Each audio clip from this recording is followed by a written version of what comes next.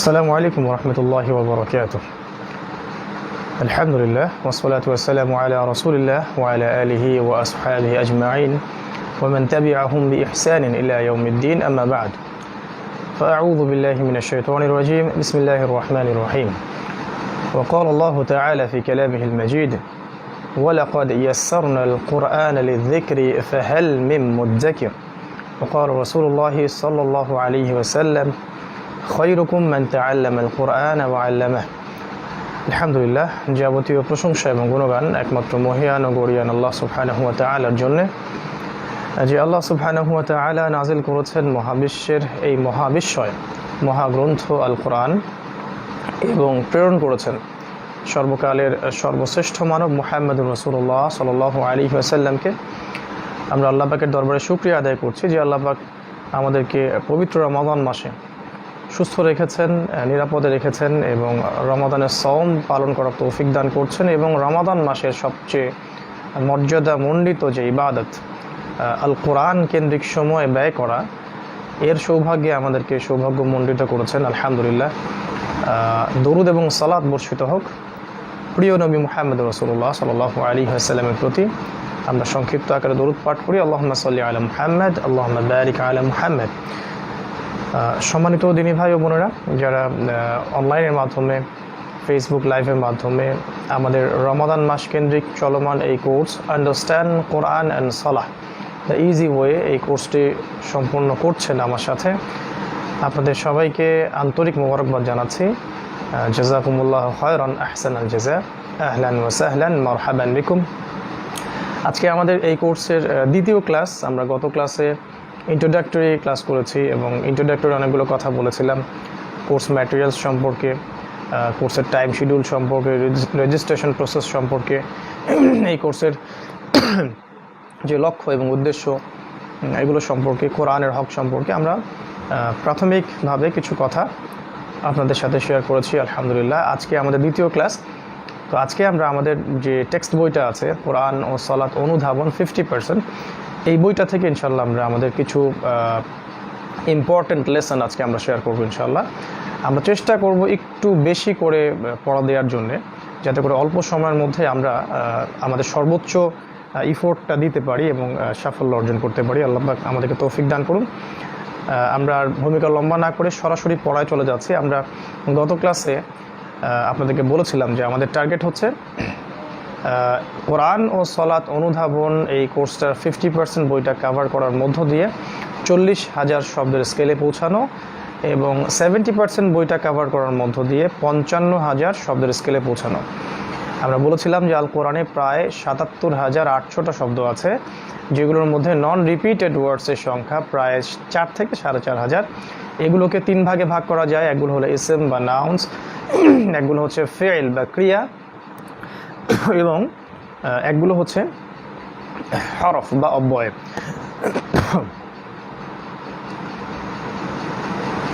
আমরা গত ক্লাসে সূরাতুল ফাতিহা আপনাদের সাথে শেয়ার করেছিলাম। বলেছিলাম যে সূরাতুল ফাতিহা এবং আল কোরআনের আম্মা পারার শেষের 15টা সূরা, এর মধ্যে যে আরবি শব্দগুলো আছে এগুলো, দুরাকাত সালাত বা নামাজের মধ্যে যে আরবি শব্দগুলো আছে এগুলো, এবং ডেইলি যে জিকির আজগারগুলো আমরা করি এগুলোর মধ্যে যে আরবি শব্দগুলো আছে এগুলোই কোরআনে বারবার ঘুরে ঘুরে এসেছে।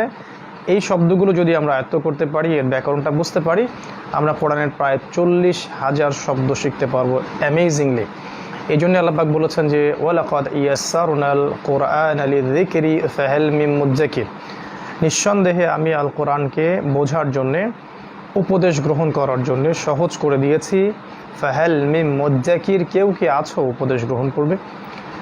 তো আমাদের গত ক্লাসে আমরা সূরাতুল ফাতিহা শিখেছিলাম এবং সূরা ফাতিহার শব্দগুলোর মধ্য দিয়ে আমরা কোরআনের প্রায় 7,800টা শব্দ শিখেছি।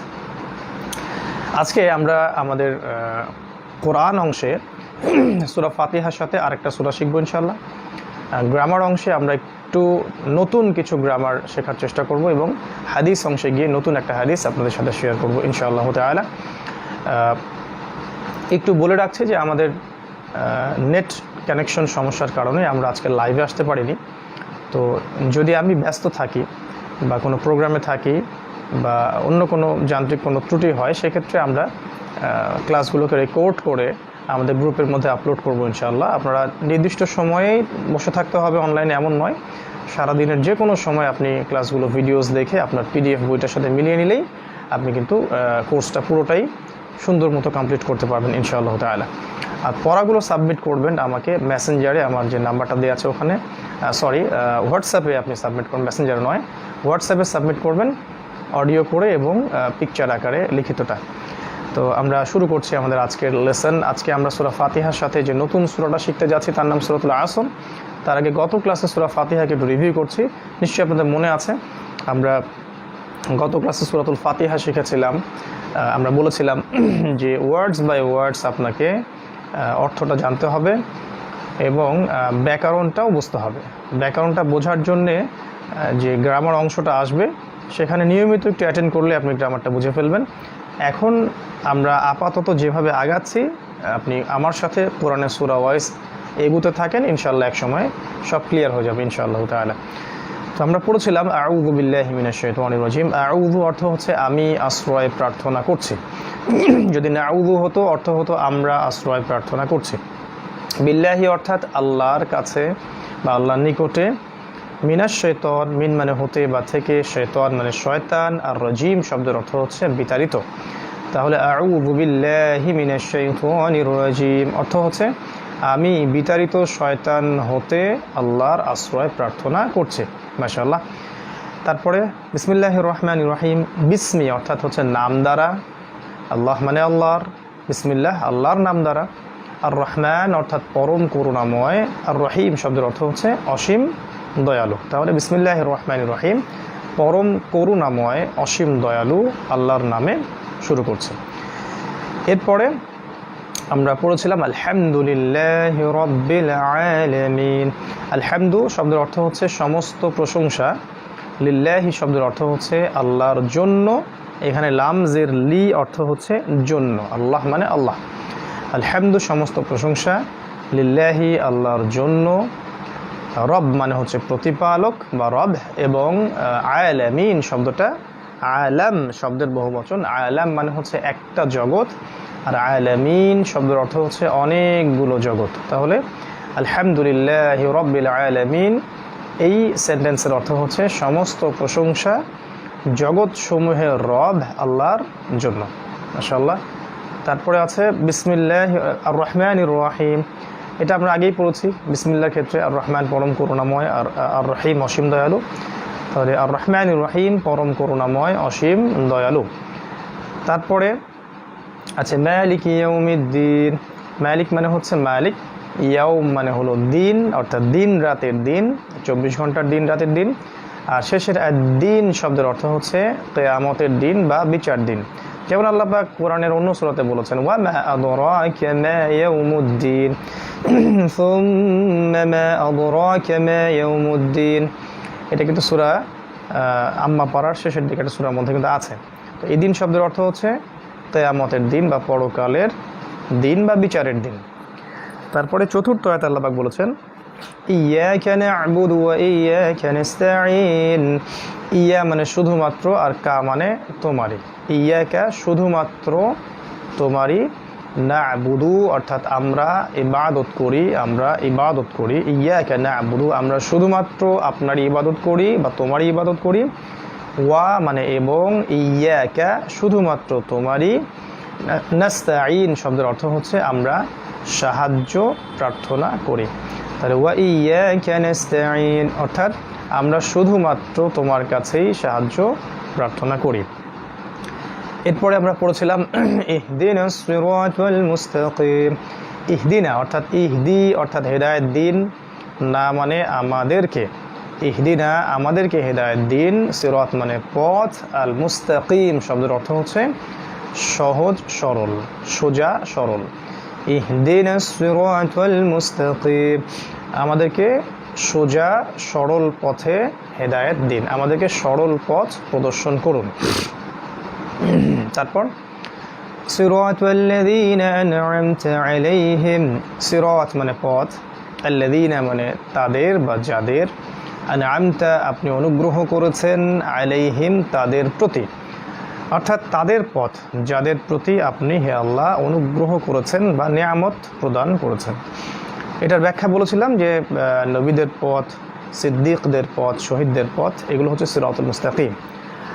এরপরে শেষের আয়াতে আল্লাহ পাক বলেছেন গায়রিল মাগদুবি আলাইহিম ওয়ালাদ-দাল্লিন। গায়রু মানে হলো না বা নয়, মাগদুব শব্দের অর্থ হচ্ছে পদ মানে গজবপ্রাপ্ত, যাদের উপরে আল্লাহর গজবটা পড়েছে, মাগদুব। তো গায়রিল মাগদুব অর্থাৎ মাগদুবদের পথে নয়, আলাইহিম মানে তাদের প্রতি, ওয়া মানে এবং, লা মানে হলো না, এবং দল্লিন মানে হচ্ছে পথভ্রষ্ট। গায়রু মানে হচ্ছে গায়রু শব্দের অর্থ হচ্ছে না বা নয়, মাগদুব শব্দের অর্থ হচ্ছে গজবপ্রাপ্ত, আলাইহিম অর্থাৎ তাদের প্রতি, ওয়া মানে এবং, লা মানে না, এবং দল্লিন শব্দের অর্থ হচ্ছে পথ ভ্রষ্ট। তাহলে তাদের পথে নয় যারা গজবপ্রাপ্ত, তাদের পথে নয় যারা গজবপ্রাপ্ত এবং পথভ্রষ্ট। আমিন শব্দের অর্থ হচ্ছে আল্লাহ আপনি কবুল করুন। বিসমিল্লাহি আউওয়ালুহু ওয়া আখিরুহু, আলহামদুলিল্লাহ ওয়াসসালাতু ওয়াসসালামু আলা রাসূলিল্লাহ ওয়া বা'দ। আলহামদুলিল্লাহ, আজকে আমরা আমাদের নতুন যে টপিকটা নিচ্ছি কোরআন অংশে, সেটা হচ্ছে সূরাতুল আসর। আমরা সূরাতুল ফাতিহাটা শিখেছি আলহামদুলিল্লাহ। আপনারা ওয়ার্ডস বাই ওয়ার্ডস অর্থগুলো শিখবেন, অর্থগুলো মুখস্থ করবেন এবং লিখবেন। আরবি এবং বাংলা দুটোই লিখবেন। আরবিটা দেখে দেখে লিখবেন, কোনো সমস্যা নেই, তবে লেখার অভ্যাসটা করতে হবে এবং প্রত্যেকটা ওয়ার্ডের আলাদা আলাদা করে অর্থ যেমন করে এই বইয়ে দেওয়া আছে সেভাবে আপনি এটাকে হিপস করবেন, মুখস্থ করবেন এবং হোমওয়ার্কসটা সাবমিট করবেন। আমাদের আজকে কোরআন অংশের নতুন যে লেসন সেটা হচ্ছে সূরাতুল আসর। আপনারা আপনাদের যে পিডিএফ বইটা দেওয়া হয়েছে এখানে গেলে দেখবেন 38 পৃষ্ঠার মধ্যে সূরাতুল আসরটা আছে। মাঝখানে কিছু কোরআনের আয়াত ছিল যেগুলো আমি স্কিপ করেছি সঙ্গত কারণেই। তো আমরা উপরে দেখতে পারবেন লেখা আছে যে এই লেসনটা শেষ করলে আপনারা টোটাল 56টা শব্দ শিখবেন। ইন টোটাল এই 56টা শব্দ কোরআনে রিপিট করা হয়েছে 25,475 বার। আপনি হয়তো ভাবছেন 56টা শব্দ কিভাবে হলো, আমরা তো শুধু সূরা ফাতিহা শিখেছি। আসলে মাঝখানে গ্রামার ছিল, সেই গ্রামারগুলো আমরা যাবো ইনশাআল্লাহ। আমি আগে কোরআন অংশটা শেষ করছি, দেন আমি গ্রামারে যাচ্ছি। তো এখানে পরিসংখ্যানটা ঠিকই দেওয়া আছে যে ওয়ার্ডসগুলো আমরা শিখছি এই ওয়ার্ডসগুলোই কোরআনে বারবার রিপিট করে বিভিন্ন জায়গায় এসেছে। তো সূরাতুল আসর সম্পর্কে এতটুকু বলবো যে এটা একটা মাক্কি সূরা এবং এটা আপনার আল্লাহ রাব্বুল আলামিন এই সূরার মধ্যে মৌলিক 4টি বিষয় আলোচনা করেছেন, যে 4টি বিষয় আমাদেরকে অবশ্যই একজন মুমিন হিসেবে অর্জন করতে হবে, অন্যথায় আমরা ক্ষতি থেকে মুক্ত হতে পারবো না বা আমরা ক্ষতিগ্রস্ত হয়ে যাব। এই বিষয়ে আমার বিস্তারিত লেকচার আছে ইউটিউবে, আমার চ্যানেলের মধ্যে দেখতে পারেন। আমরা ওয়ার্ডস বাই ওয়ার্ডস অর্থে আসছি। ইমাম শাফি রহিমুল্লাহ বলেছিলেন যে যদি এই সূরাটাই নাজিল করা হতো আর কিছুই নাজিল করা না হতো তাহলেই যথেষ্ট ছিল। তো আমরা এই সূরার তাৎপর্যটা ইনশাআল্লাহ অর্থটা জানলে বুঝতে পারবো। আল্লাহ রাব্বুল আলামিন সূরাতুল আসরের প্রথম আয়াতে বলেছেন ওয়াল আসরি, ওয়াল আসরি, ওয়া মানে এবং, আর এখানে ওয়া মানে কসম। আমি বলেছিলাম গত ক্লাসে ওয়াও জবর ওয়া এর দুটো অর্থ থাকে। ওয়াও জবর ওয়া মানে হচ্ছে এবং, আর ওয়াও জবর ওয়া অর্থ হচ্ছে কসম। দুটোই অর্থ বহন করে। যদি দুটো সেন্টেন্স বা দুটো ওয়ার্ডস বা দুটো ক্লজের মাঝখানে ওয়াও জবর ওয়া আসে সেক্ষেত্রে এটা এবং অর্থ দেয়। আর যদি কোনো নির্দিষ্ট কোনো কসম করার জন্যে বা কোনো বস্তু বা কোনো প্রাকৃতিক কোনো কিছু যেটা কোরআনের স্পেশালি আম্মা পাড়ার মধ্যে আছে, এর আগে যখন ওয়াও শব্দটা আপনি দেখবেন স্টার্টিংয়ে ফ্রম একদম ভেরি বিগিনিংয়ে, তখন ধরে নেবেন যেটা অর্থ হচ্ছে শপথ বা কসম। যেমন আল্লাহ পাক বলেছেন ওয়া তিন, ডুমুর ফলের কসম, ওয়া লাইলি রাতের কসম, ওয়া দুহা দ্বীপ্রহরের কসম। হ্যাঁ, এরকম অনেক কসম আল্লাহ পাক কোরআনে করেছেন। ঠিক ওই রকমই ওয়াল আসরি মানে হচ্ছে সময়ের কসম বা মহাকালের কসম। সময়ের কসম বা মহাকালের কসম। সময়ের কসম করে আল্লাহ পাক বোঝাতে যাচ্ছেন সময় আমাদের জীবনে খুবই প্রেশিয়াস একটা জিনিস, সবচেয়ে প্রেশিয়াস, এবং সময় মানেই হলো হায়াত। আল্লাহ পাক বোঝাতে চাচ্ছেন যে আমরা যেন অতীতের দিকে তাকিয়ে শিক্ষা গ্রহণ করি। যারা এই যুগে যুগে আল্লাহর বিধানগুলো লঙ্ঘন করেছে তাদেরকে আল্লাহ পাক যুগে যুগে ধ্বংস করেছেন, আর যারা এই যুগে যুগে আল্লাহর বিধানের সামনে আত্মসমর্পণ করেছে আল্লাহ পাক তাদেরকে সফলতা দান করেছেন ইহকাল এবং পরকালে। বলে আসরি বলে আল্লাহ পাক এটাও বোঝাতে চাচ্ছেন যে স্পেশালি আমরা যারা এই শেষ জামানার মানুষ আছি আমরা সবচেয়ে বেশি ক্ষতির মধ্যে আছি। বলে আসরি অর্থাৎ সময়ের কসম, মহাকালের কসম, সময়ের এই বিশালতার মাঝে আমাদের অস্তিত্বের যে তুচ্ছতা আল্লাহ পাক সেটাই ওয়াল আসরি কসমের মধ্য দিয়ে বোঝাতে চেয়েছেন। আল্লাহু আ'লাম বিসওয়াব। দ্বিতীয় আয়াতে আল্লাহ পাক বলেছেন ইন্নাল ইনসানা লাফি খুসরিন। ইন্না মানে হলো নিশ্চয়ই, ইন্না মানে নিশ্চয়ই, আল ইনসান মানে হচ্ছে মানব জাতি। এই যে আমরা মানব জাতি হিউম্যান বিংস যারা আছি তাদেরকে বোঝানো হচ্ছে। লাফি, লা মানে হলো অবশ্যই, ফি মানে মধ্যে, আর খুসর মানে ক্ষতি। একটা প্রশ্ন করতে পারে অনেকে যে লা মানে না, আমি শিখালাম একটু আগেই, ওয়ালা দলিন, এখানে আবার লা মানে হ্যাঁ কেন হলো, অবশ্যই কেন হলো? উত্তরটা হচ্ছে মনে রাখবেন যে লাম আলিফ জবর লা, যেটাতে লাম আলিফ জবর লা দেয়া আছে, যেমন লা ইলাহা ইল্লাল্লাহ, এই যে লা একটা টান দেই আমরা, এই লাম আলিফ জবর লা এর অর্থ হচ্ছে না বা নয় বা নেই, এরকম নেগেটিভ অর্থ দিবে। কিন্তু লাম জবল্লা, শুধু লাম জবল্লা এর অর্থ হচ্ছে পজিটিভ অর্থ, হ্যাঁ অবশ্যই, এইরকম অর্থ আসবে। আরও একটা লাম জবল্লা অর্থ আসে, যেমন শুধু লাম জবল্লা, লাম আলিফ জবল্লা নয়, লাম জবল্লা অর্থ আসে জন্য, এটাও একটা অর্থ আসতে পারে। তো এটা মানে ভেরি করবে place to place and time to time. শুধু মনে রাখবেন যে লায়ের উপরে মদ আছে, টান আছে, লাম আলিফ জবল্লা, এটার অর্থ হচ্ছে না, আর যেটার উপরে টান নাই সেটার অর্থ হচ্ছে হ্যাঁ। তাহলে কোরআন পড়তে গিয়ে কেউ যদি টানের জায়গায় টান না দেয়, অর্থাৎ যেখানে মদ ছিল লামে সেখানে মদ না করে, তাহলে কিন্তু অর্থ পরিবর্তন হওয়ার সমূহ সম্ভাবনা থাকে। তো এই জন্যই আমাদের মাখরাজগুলো ভালো করে দেখে নিতে হবে। এই জন্য একটা বই সাজেস্ট করেছিলাম, কোরআন পড়ুন, একাডেমি অফ কোরআন স্টাডিজ থেকে, সেটাও সংগ্রহ করতে পারেন। আল্লাহ পাক এখানে বলেছেন ইন্না নিশ্চয়ই, আল ইনসান মানে পুরো মানব জাতি, এই পুরো মানব জাতি, লা মানে অবশ্যই, ফি মানে হলো মধ্যে, খুসর মানে হলো ক্ষতি। নিশ্চয়ই মানব জাতি অবশ্যই ক্ষতির মধ্যে আছে, ডাবল তাকিদ দেয়া হয়েছে, নিশ্চয়ই মানব জাতি অবশ্যই ক্ষতির মধ্যে আছে, তার আগে আবার সময়ের কসমও করা হয়েছে। তো এই আয়াতটা থেকে বোঝা যাচ্ছে যে পুরো মানব জাতি ইহকালীন এবং পরকালীন একটা বড় ক্ষতির মধ্যে আছে। ইহকালীন জীবনে পৃথিবীতে যত বিপর্যয় ফাসাদ, এগুলোর মূল কারণ হচ্ছে মানুষ। আর পরকালের জীবনে মানুষের জন্য অপেক্ষা করছে মৃত্যু, কবর, প্রশ্নোত্তর, জান্নাত, জাহান্নাম, মিজান, পুলসিরাত, জবাবদিহিতা, সব কিছু। অতএব মানুষ যে পরকালে ক্ষতির মধ্যে আছে এটা বলার কোনো অবকাশ নেই। তো আল্লাহ পাক এখানেই সময়ের কসম করে এই বিষয়টা আমাদেরকে জানিয়ে দিয়েছেন যে সময়ের কসম করে বলছি, মহাকালের শপথ করে বলছি, নিঃসন্দেহে এই মানব জাতি অবশ্যই ক্ষতির মধ্যে আছে।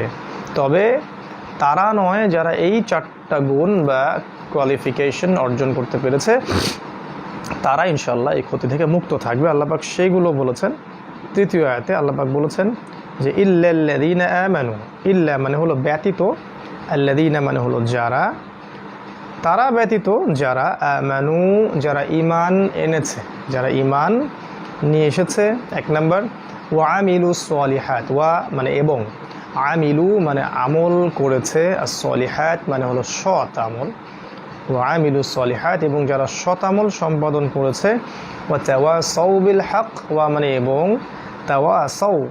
তাওয়াসাউ মানে পরস্পরকে উপদেশ প্রদান করা, ওয়া তাওয়াসাউ এবং পরস্পরকে উপদেশ প্রদান করেছে, বিল হক অর্থাৎ সত্যের, হক মানে সত্য, ওয়া তাওয়াসাউ এবং পরস্পরকে উপদেশ প্রদান করেছে, বিস সাবর অর্থাৎ ধৈর্যের। এই 4টা গুণাবলী যারা অর্জন করতে পেরেছে, আল ঈমান, ওয়া আমিলুস সালিহ, ওয়া তাওয়াসাউ বিল হক হকের উপদেশ, ওয়া তাওয়াসাউ বিস সাবর, এই 4টা গুণাবলী যারা অর্জন করতে পেরেছে তারা ক্ষতি থেকে মুক্ত থাকবে ইনশাআল্লাহ তাআলা।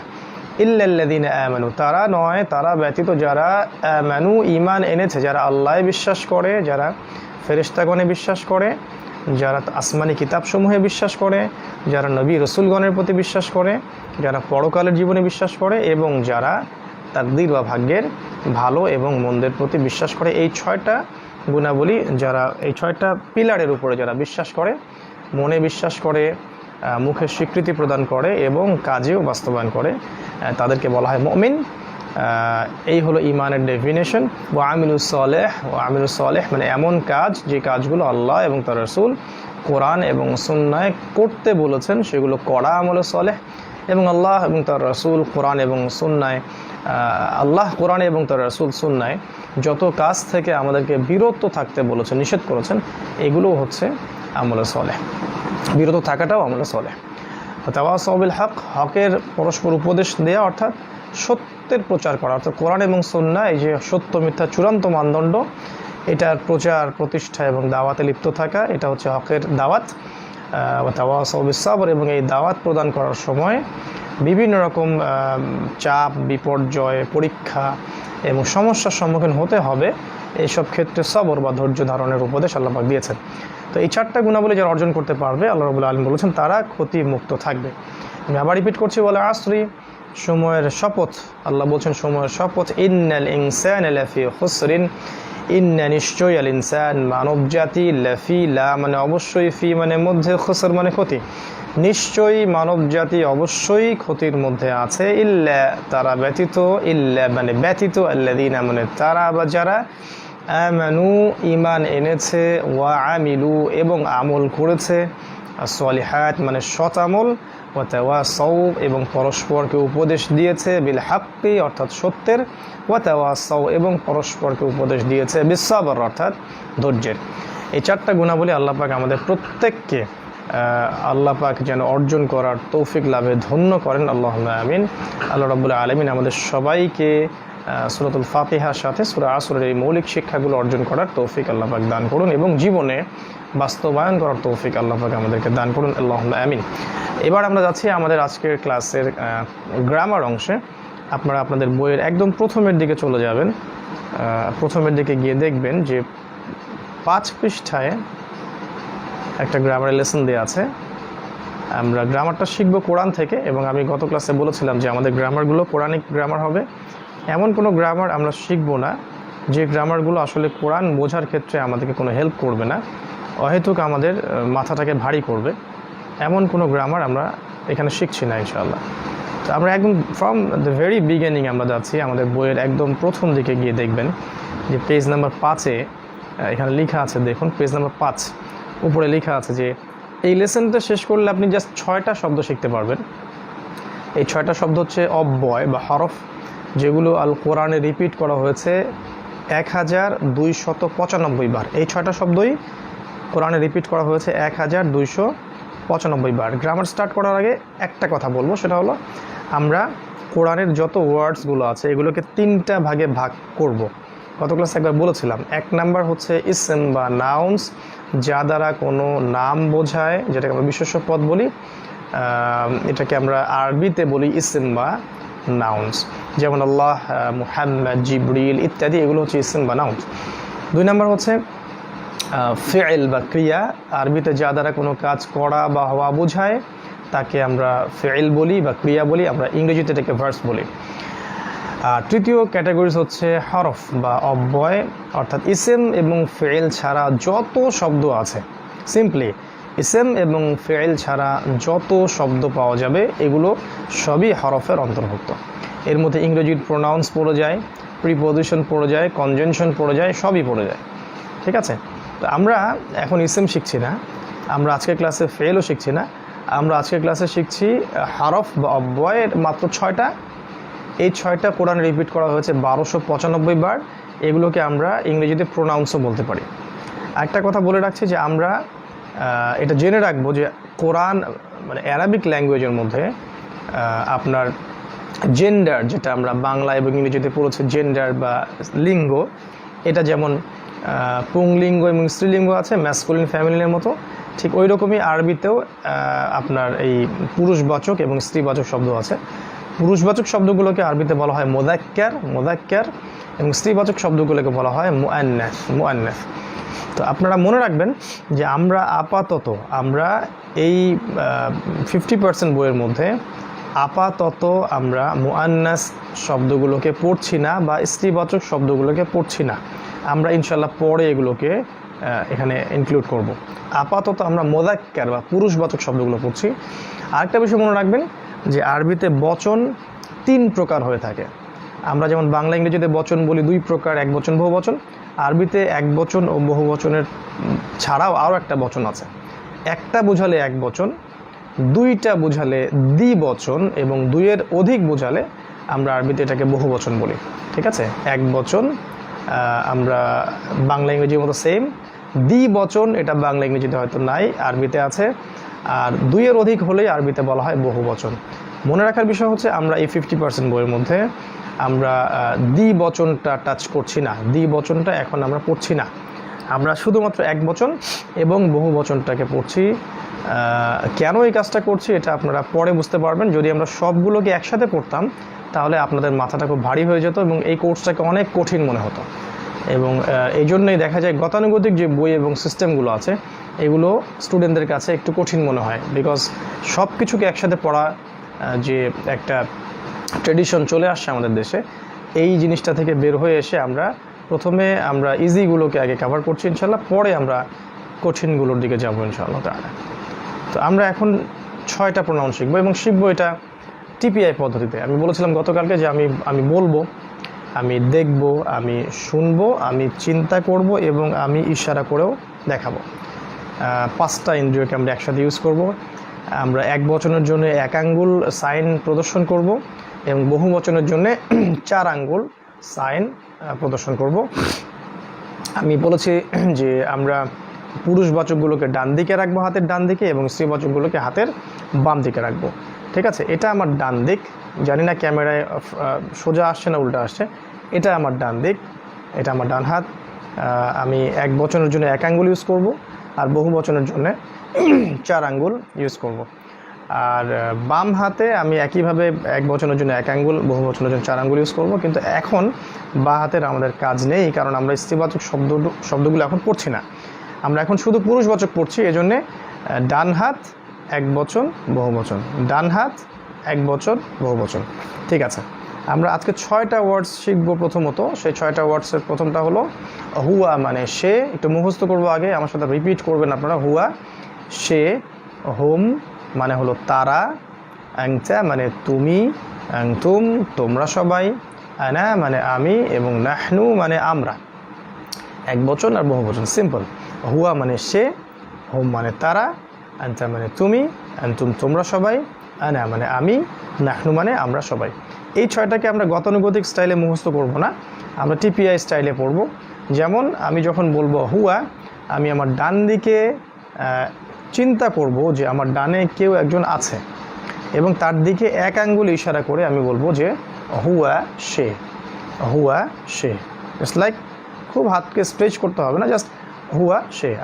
আপনি চিন্তাটাকে আরবি দিয়ে করবেন। এখানে মনে করবেন আপনার ডানে আপনার ভাই আছে বা আপনার স্বামী আছে বা এমন কেউ আছে যে এক পুরুষ এবং আপনার মাহারাম। তো হুয়া সে, হুয়া সে। আর যখন আমি হুয়া থেকে হুমে যাব তখন এক বচন থেকে বহু বচন করে ফেলবো, 4 আঙ্গুল চলে যাব। হুম মানে তারা, হুয়া সে হুম তারা, হুয়া সে হুম তারা। এভাবে জাস্ট খুব সিম্পলি হুয়া সে হুম তারা। আপনি আরবি দিয়েই চিন্তা করবেন, হুয়া সে হুম তারা, হুয়া সে হুম তারা। তারপর যখন আপনি সামনে আসবেন, আনটাতে আসবেন, তখন ডান দিক থেকে আপনার সামনে নিয়ে চলে আসবেন, কারণ সেকেন্ড পার্সনগুলো সাধারণত সামনেই থাকে। তো আনটা মানে হলো তুমি, আনটা মানে তুমি, আনটা মানে তুমি, এক আঙ্গুল দিয়ে ইশারা করবেন সামনে, আনটা তুমি। বহু বচন করতে গিয়ে জাস্ট আঙ্গুলগুলো বহু বচন করবেন। আনতুম মানে তোমরা সবাই, আনতুম তোমরা সবাই। চিন্তা করবেন আপনার সামনে অনেকে বসে আছে, আনতুম তোমরা সবাই। তারপরে চলে যাবে নিজের দিকে, আনা মানে আমি, আনা মানে আমি, আনা মানে আমি নিজের দিকে। আর নাহনু মানে আমরা, এটাও নিজের দিকে, 4 আঙ্গুলে। নাহনু মানে আমরা। আসলে এখানে আমরা কিন্তু একা নই, আমরা 4 জনই। যেমন আমি একজন, আমার দুদিকে 2 জন ফেরেশতা 3 জন, এবং প্রত্যেক ব্যক্তির সাথে একজন করে শয়তান থাকে।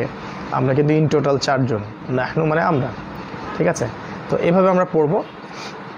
হুয়া সে, হুম তারা, আংতা তুমি, আংতুম তোমরা, আনা আমি, নাহনু আমরা।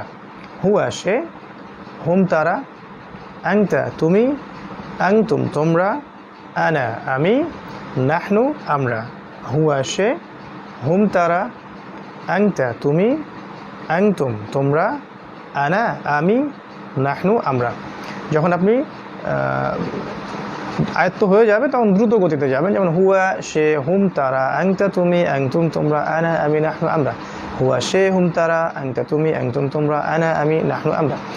আবার যখন আরবি থেকে বাংলা আপনি করতে পারছেন তখন বাংলা থেকে আরবিতে চলে যাবেন, যেমন সে হুয়া, তারা হুম, তুমি আংতা, তোমরা আংতুম, আমি আনা, আমরা নাহনু।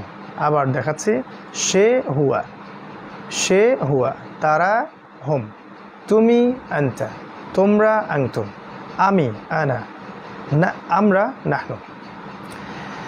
এরপরে আপনি উল্টো দিক থেকেও করতে পারেন যদি আপনি আরও ফাস্ট করতে চান, যেমন নাহনু মানে আমরা, আনা মানে আমি, আনতুম তোমরা, আনতা তুমি, হুম তারা, হুয়া সে। নাহনু আমরা, আনা আমি, আনতুম তোমরা, আনতা তুমি, হুম তারা, হুয়া সে। এভাবে প্রথমে যাবেন আরবি থেকে বাংলা, তারপরে বাংলা থেকে আরবি, তারপর স্কেলটা একটু বাড়িয়ে দেবেন, স্পিড বাড়াবেন ইনশাআল্লাহ। পরে এক নিঃশ্বাসে হুয়া সে, হুম তারা, আনতা তুমি, আনতুম তোমরা, আনা আমি, নাহনু আমরা। এইভাবে 6টা আগে মুখস্থ করব, আমি টিপিআই শিখবো, দেন এগুলোকে আপনি খাতায় লিখবেন, বাম দিকে বাংলা ডান দিকে আরবি অর্থসহ। এবং আপনি কিন্তু এখানে মাত্র 6টা ওয়ার্ডস শিখলেন না, আপনি কিন্তু প্রায় 1295টা শব্দ শিখেছেন কোরআনের মধ্যে। কোরআনের প্রতিটা পৃষ্ঠায় পৃষ্ঠাগুলো আছে, ওয়া হুয়াল আজিজুল হাকিম আছে না, তারপরে হচ্ছে হুম ফিহা খালিদুন, এগুলো কিন্তু আছে, যে ইন্নাকা আনতাস সামিউল আলিম, তারপরে আছে যে ওয়ালা আনতুম আবিদুনা মা আবুদ, হ্যাঁ, তারপরে আনা আনা রব্বুকুমুল আলা, ফিরআউন বলেছিল নাউজুবিল্লাহ, নাহনু নাযালনা যিকরা ওয়া ইন্না লাহু লাহাফিজুন। এরকম প্রতিটা শব্দই কিন্তু কোরআনে বারবার আপনি পাবেন রিপিটেড। তো এই 6টা খুব কেয়ারফুলি মুখস্থ করবেন, আরবি থেকে বাংলা, বাংলা থেকে আরবি, এবং লিখবেন অবশ্যই, এবং অবশ্যই টিপিআই পদ্ধতিতে প্র্যাকটিস করবেন। আপনি শেষ করবেন এভাবে, আপনি শেষে বাংলাগুলোকে স্কিপ করে দিয়ে শুধু আরবিটুকু মাথার মধ্যে রাখবেন এবং চিন্তাটা আপনি আরবি দিয়ে করবেন। আপনি মনে করবেন যে আমি আরবিক ভাষাভাষী একজন মানুষ। হুয়া চিন্তা করবেন, হুয়া মানে সে, আপনাকে বলতে হবে না, হুয়া, হুম, আনতা, আনতুম, আনা, নাহনু, হুয়া, হুম, আনতা, আনতুম, আনা, নাহনু, নাহনু, আনা, আনতুম, আনতা, হুম, হুয়া, নাহনু, আনা, আনতুম, আনতা, হুম, হুয়া। প্রথমে একটু কঠিন মনে হতে পারে, কিন্তু দেখবেন যে আপনি 10 মিনিট 15 মিনিট প্র্যাকটিস করলে দেখবেন যে খুব ইজি হয়ে যাবে ইনশাআল্লাহ। আর মনে রাখবে একটা বিষয়, যে আমরা এগুলো পরিশ্রম করছি কেন?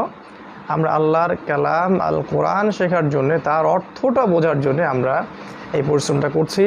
আল্লাহর নাজিল করা কিতাব, যেটা আল্লাহ আমার ভালোর জন্য নাজিল করেছেন, আমাদের ভালোর জন্য নাজিল করেছেন, সেটাকে জানার ও বোঝার জন্য এতটুকু কষ্ট তো আসলে কিছুই না। তো আল্লাহ পাক আমাদের সবাইকে আরবি ব্যাকরণ খুব ভালো করে আয়ত্ত করার তৌফিক দান করুন। আমরা আরও শিখবো ইনশাআল্লাহ। আজকে আমি একটু পড়া এগিয়ে দিচ্ছি, আমাদের সময়গুলো শর্ট। আপনি দেখবেন এরপরে যে 7 পৃষ্ঠা আছে, এখানে গিয়ে দেখবেন অনুশীলনী দেওয়া আছে একটা। অনুশীলনীটা আপনার নিজেরা কভার করবেন, আমি আজকে করে দিচ্ছি, তবে প্রতিদিন ইনশাআল্লাহ আমি করে দিব না। উপরের বক্সে দেখবেন লেখা আছে আরবি, বাংলাগুলো এর আরবি আপনাকে করতে বলেছে, যেমন হুয়া আপনি সে আপনি লিখবেন হুয়া, লেখা আছে তারা আপনি লিখবেন হুম, তুমি আপনি লিখবেন আনতা, তোমরা লিখবেন আনতুম, আমি আনা, তারপর আমরা লিখবেন নাহনু। এভাবে আপনি ফিল ইন দ্য ব্ল্যাঙ্কসগুলো করবেন। নিচের দিকে দেখবেন যে আরবি থেকে বাংলা, বাংলা থেকে আরবি দেওয়া আছে। আমি করে দিচ্ছি, যে প্রথমে দেওয়া আছে যে ফাহুয়া, ফাহুয়া, ফা মানে হচ্ছে অতঃপর বা অতএব, আর হুয়া মানে সে, ফাহুয়া মানে অতএব সে। তারপর আছে ফা আংতা, ফা আংতা, ফা মানে অতএব, আংতা মানে তুমি, তাহলে ফা আংতা মানে অতএব তুমি। ওয়াহুম, ওয়া মানে এবং, হুম মানে তারা, ওয়াহুম মানে এবং তারা। ফা আনা, ফা মানে অতএব, আনা মানে আমি, ফা আনা অতএব আমি। ওয়ানাহনু, ওয়া মানে এবং, নাহনু মানে আমরা, ওয়ানাহনু মানে এবং আমরা। এবার বাম দিকে যান, বাংলা থেকে আরবি, বাংলা লিখে আছে অতএব তারা, অতএব তারা, অতএব আরবি হচ্ছে ফা, তারা হলো হুম, তাহলে ফা হুম, উত্তর হবে ফা হুম। এবং তোমরা, ওয়া মানে এবং, আর তোমরা হচ্ছে আনতুম, তাহলে ওয়া আনতুম। তারপরে অতএব আমরা, ফা মানে অতএব, আমরা হলো নাহনু, তাহলে অতএব আমরা হচ্ছে ফা নাহনু। এবং সে, এবং হলো ওয়া, আর সে মানে হুয়া, ওয়া হুয়া। এবং অতএব তুমি, অতএব হচ্ছে ফা, তুমি হলো আনতা, ফা আনতা, অতএব তুমি। এভাবে আপনি ফিল ইন দ্য ব্ল্যাঙ্কসগুলো করবেন ইনশাআল্লাহ তাআলা। এরপরে আপনি চলে যান সামনে, পেজ নাম্বার 10-এ চলে যাবেন। এখানে আমরা নতুন একটা গ্রামার শিখবো ইনশাআল্লাহ। পেজ নাম্বার 10-এ চলে যান, এখানে একটা নতুন গ্রামার আপনি পাবেন। গ্রামারটা হচ্ছে যে কিভাবে একবচন থেকে আরবিতে আমরা বহুবচন করব। কিভাবে একবচন থেকে আমরা আরবিতে বহুবচন করব। মনে রাখবেন, একবচন থেকে বহুবচন করার আরবিতে অনেকগুলো পদ্ধতি আছে, তার মধ্যে এটা একটা পদ্ধতি, খুবই সহজ, খুবই সিম্পল, এবং আমরা এর আগে যা শিখলাম হুয়া হুম আনতা আনতুম আনা নাহনু, এর সাথে রিলেটেড প্রতিটা গ্রামার তার পরের ক্লাসের সাথে, লেসনের সাথে রিলেটেড থাকবে। এই জন্য প্রতিটা গ্রামারকেই খুব সুন্দর করে আয়ত্ত করতে হবে। তো টেকনিকটা বলছি, টেকনিকটা হচ্ছে যে একটা শব্দ, আরবি শব্দের শেষে যে তানভিন থাকে, তানভিন মানে দুই জবর, দুই জের বা দুই পেশ, তানভিনটাকে উঠিয়ে দিয়ে শব্দের শেষে ওয়াও নুন অথবা ইয়া নুন, আবার বলছি, একটা শব্দ আরবি শব্দের শেষে তানভিনটাকে উঠিয়ে দিয়ে ওয়াও নুন অথবা ইয়া নুন যুক্ত করলেই একবচন থেকে বহুবচন করা যায়। ঠিক আছে, আরবি শব্দের শেষে তানভিন উঠিয়ে দিয়ে ওয়াও নুন বা ইয়া নুন যুক্ত করলেই একবচন থেকে বহুবচন করা যায়। ফর এক্সাম্পল, একটা শব্দ হলো মুসলিম, মুসলিম, এই যে মুসলিমুন শব্দটা শেষে মিম দুই পেশ মুনটা উঠিয়ে দিলাম, দিয়ে মুসলিম শব্দ থেকে ওয়াও নুন যুক্ত করে মুসলিমুন অথবা ইয়া নুন যুক্ত করে মুসলিমিন। ঠিক আছে, মুসলিম থেকে মুসলিমুন, মুসলিমিন, মুসলিম থেকে মুসলিমুন, মুসলিমিন, ব্যাস একবচন থেকে বহুবচন হয়ে গেল। তো মুসলিম মানে হলো একজন মুসলিম পুরুষ, মুসলিমুন আর মুসলিমিন মানে অনেকগুলো মুসলিম পুরুষ। এখানে মুসলিমুন আর মুসলিমিন দুটোই কিন্তু একই অর্থ প্রদর্শন করছে, একটা পুরুষ একটা স্ত্রী নয়, দুটোই পুরুষ। ঠিক আছে, দুটোই পুরুষ। তো বেশি ব্যবহৃত হবে মুসলিমুন শব্দটা, ওয়াও নুন, আর কোনো কোনো ক্ষেত্রে ইয়ানুন আসবে, সেটা আমরা পরে জানবো ইনশাআল্লাহ। আপাতত আমরা জানছি কিভাবে একবচন থেকে বহুবচন করতে হয়। শব্দের শেষে ওয়াও নুন ইয়ানুন যুক্ত করলেই একবচন থেকে বহুবচন করা যায়। যেমন এক্সাম্পল, মুসলিম থেকে মুসলিমুনা, মুসলিমিনা। এই জায়গায় যদি অন্য একটা ওয়ার্ডস বলি, যেমন মুমিন, কি বলবেন? মুমিন থেকে মুমিনুন, মুমিনিন, খুব সহজ। মুমিন থেকে মুমিনুন, মুমিনিন। যদি বলি কাফির, কি বলবেন? কাফিরুন, কাফিরিন, কাফিরুন, কাফিরিন। যদি বলি মুশরিক, কি বলবেন? মুশরিকুন, মুশরিকিন। মুনাফিক, মুনাফিকুন, মুনাফিকিন। মুআল্লিম, মুআল্লিমুন, মুআল্লিমিন। মুজাহিদ, মুজাহিদুন, মুজাহিদিন। এইভাবে আপনি যে কোনো অ্যারাবিক যে অ্যাট্রিবিউটসগুলো আছে এগুলোকে ওয়াও নুন এবং ইয়ানুন যুক্ত করেই একবচন থেকে খুব সহজেই বহুবচন করতে পারেন। এবং এবার আমরা যেটা করব, আমরা গত ক্লাসের হুয়া হুম আনতা আনতুম, মানে এই ক্লাসে আর কি, গত লেসনের হুয়া হুম আনতা আনতুম আনা নাহনু এর সাথে এগুলোকে অ্যাড করব। একবচনের সাথে একবচন জুড়ে দিব আর বহুবচনের সাথে বহুবচন জুড়ে দিব। গত ক্লাসে বলেছি হুয়া মানে সে, হুয়া মানে সে, এটা একটা অসম্পূর্ণ বাক্য, হুয়া মানে সে। এখন বলছি হুয়া মুসলিম, হুয়া মুসলিম। অর্থ কি দাঁড়াচ্ছে? হুয়া মানে সে, মুসলিম মানে একজন মুসলিম। হুয়া মুসলিম, সে একজন মুসলিম পুরুষ, সে একজন মুসলিম। হুয়া মুসলিম, সে মুসলিম, ব্যাস সিম্পল। হুয়া মুসলিম, সে মুসলিম, হুয়া মুসলিম, সে মুসলিম, টিপিআই ঠিক থাকবে। হুয়া মুসলিম, সে মুসলিম। তারপরে শব্দ ছিল হোম, হুয়ার পরে ছিল হোম, তাহলে হোম এই জায়গায় কী হবে? হোম মুসলিম হবে না, হোমের ক্ষেত্রেও আপনাকে ওই মুসলিমের বহুবচনটা ইউজ করতে হবে। তাহলে হোম মুসলিমুন, হোম মুসলিমুন, তারা সবাই মুসলিম। হুয়া মুসলিম, সে মুসলিম। হোম মুসলিমুন, তারা সবাই মুসলিম। হুয়া মুসলিম, সে মুসলিম। হোম মুসলিমুন, তারা সবাই মুসলিম। ঠিক আছে, ওকে। দেন তারপরে সামনে ছিল আনতা। আনতার ক্ষেত্রে একবচনের সাথে একবচন, তাহলে আনতা মুসলিম, তুমি একজন মুসলিম। আনতা মুসলিম, তুমি একজন মুসলিম। আর তাহলে আনতুমের ক্ষেত্রে কী হবে? আনতুম মুসলিমুন, আনতুম মুসলিমুন, তোমরা সবাই মুসলিম। তারপরে আনা, আমার ক্ষেত্রে একবচন, আনা মুসলিম, আমি একজন মুসলিম। আর নাহনু, এখানে কী হবে? নাহনু মুসলিমুন, আমরা সবাই মুসলিম।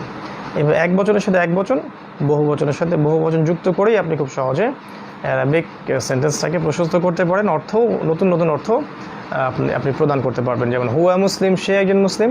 হুম মুসলিমুন তারা সবাই মুসলিম, আনতা মুসলিম তুমি মুসলিম, আনতুম মুসলিমুন তোমরা সবাই মুসলিম, আনা মুসলিম আমি একজন মুসলিম, নাহনু মুসলিমুন আমরা সবাই মুসলিম।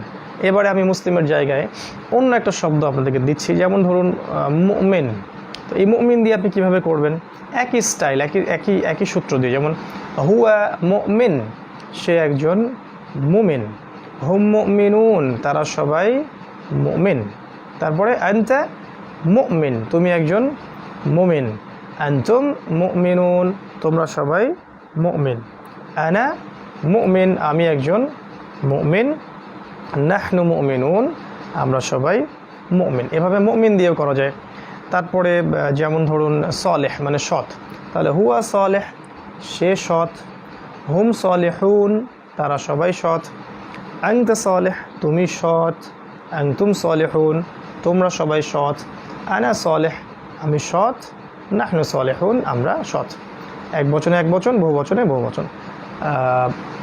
মুজাহিদ একটা ওয়ার্ড ছিল, মুজাহিদ ওয়ার্ড কীভাবে করবেন? হুয়া মুজাহিদ সে একজন যোদ্ধা বা সে একজন মুজাহিদ, হুম মুজাহিদুন তারা সবাই মুজাহিদ, আনতা মুজাহিদ তুমি মুজাহিদ, আনতুম মুজাহিদুন তোমরা সবাই মুজাহিদ, আনা মুজাহিদ আমি একজন মুজাহিদ, নাহনু মুজাহিদুন আমরা সবাই মুজাহিদ। কাফির হুয়া কাফির সে একজন কাফির, হুম কাফিরুন তারা সবাই কাফির।